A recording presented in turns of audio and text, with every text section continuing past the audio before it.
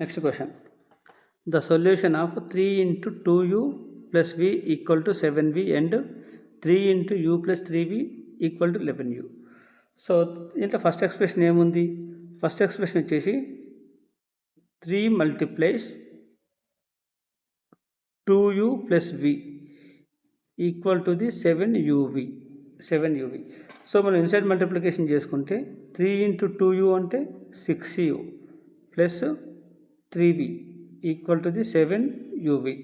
ఇది first expression. Second expression ఏముంది? 3 into you plus 3v అంటే ఇది ఏమవుతుంది? 3u plus 9v equal to the 11uv అవుతుంది. 11uv అవుతుంది. సో ఇక్కడ నాకు ఈ రెండింటిలో కామన్గా చూసుకుంటే ప్రోడక్ట్లో ఉంది కామన్గా ఉంది కాబట్టి 11ని రైట్ సైడ్ పంపిస్తా అంటే అది ఏమవుతుంది? డివైడ్ అవుతుంది.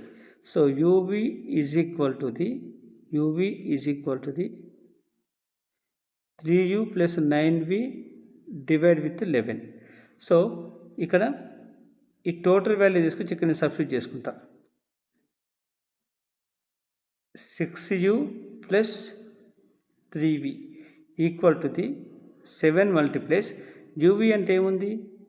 3u plus 9v divide with 11 ఉంది. సో నెక్స్ట్ ఏం చేస్తాను? 11 నేను లెఫ్ట్ సైడ్ తీసుకెళ్ళి మల్టిప్లై చేసుకుంటా.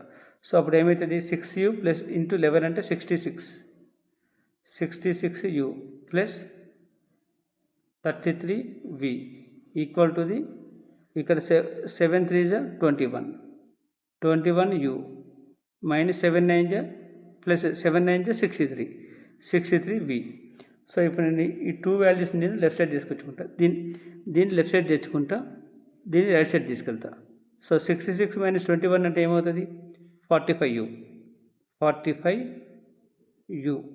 Is equal to the 63 minus 33v అంటే 30v అవుతుంది. 30v.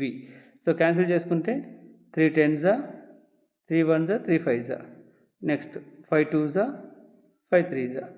So 3u equal to the 2v. 3u equal to the 2v అవుతుంది. సో ఇక్కడ మనం ఒక్కొక్క వాల్యూ సబ్స్టిట్యూట్ చేసుకుంటే మనకు ఫోర్త్ ఆప్షన్ వచ్చేసి కరెక్ట్ ఆప్షన్ అవుతుంది. ఇక్కడ దీన్ని మనం సబ్స్టిట్యూట్ చేసుకుంటే 0 అవుతుంది. ఇక్కడ ఈ వాల్యూ 0 అవుతుంది. నెక్స్ట్ ఇక్కడ కూడా యూ వాల్యూ 0 అవుతుంది.